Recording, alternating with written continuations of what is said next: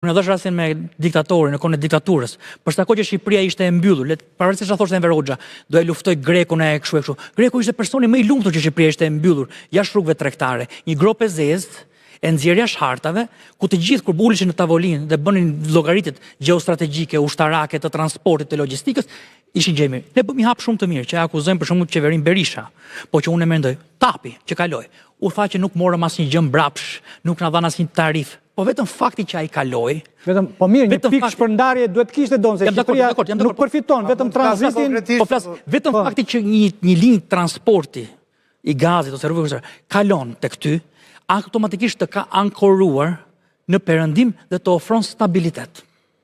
Siç po e shohim sot, dhe rëndësia kur rrugët bëhen më të rëndësishme, ti bëhesh dhe më i rëndësishëm. Pra ne kur ta shohim rëndësinë për ekonominë shqiptare, do ta shohim rëndësinë që ka për ekonominë shqiptare, rëndësinë që ka për ekonominë e Kosovës, pra rëndësinë kombëtare dhe Maqedoninë, rëndësinë gjeopolitike dhe rëndësinë strategjike të ankorimit të Shqipërisë. Unë dua të shtoj vetëm për të mbështetur argumentet vetëm dy shifra që më kujtuan ndërkohë që po flisnim, që kush përfiton dhe pse përfiton.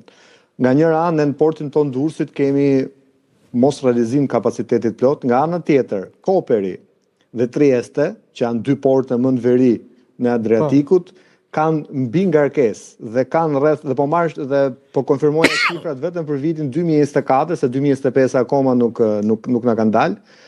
Në 2024 të dy këto porte kanë reroute, pra kanë riorientuar anijet e shkarkimit tyre rreth 1.2 deri 1.5 milion kontenier. Gjeni cili port i ka marrë dhe i ka shfryrë pra këtë mbi ngarkesë që kishin këto porte. Pireu. Do të ishte shumë herë më e lehtë për Triestën dhe për Koperin nëse në Durrës do të bëshin rerouting të anijeve të kontenierëve.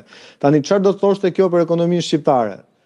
Ka plot studime nga institute me emër botror që për çdo ton shtesë që ti e fut në ekonominë tënde si pasojë një porti të ri, impakti në ekonomi mund të jetë të paktën $50 amerikan për të qenë eksakt, e deri në $100-120 amerikan, si pasojë aktivitetit ekonomik që fillon të gjenerohet. Pra nëse bëjmë një llogarit thjesht, 1.5 milionin e tonëve që ato dy portet mëdha e reroute dhe e çojnë në një port të ri siç është Durrësi, jo më tek Pireu, ne lehtësisht mund kishim mbi 70 milion euro në ekonominë shqiptare.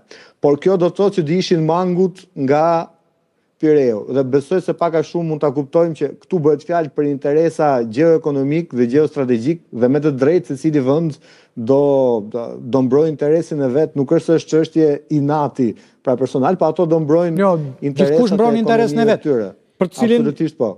Kush interesi i Shqipërisë dhe ekonomisë shqiptare pas interesi i Shqipërisë përfundohet se do kalojnë publicitet. Vetëm nga aktiviteti ekonomik që do shtohej si pasojë rerouting të porteve tjera, ne do mund ta kthenim investimin për fazën e parë brenda 5 viteve. Okej. Publicitet, pardon, për një pas publicitetit. Ti kam dërguar në celular treguesit e portit.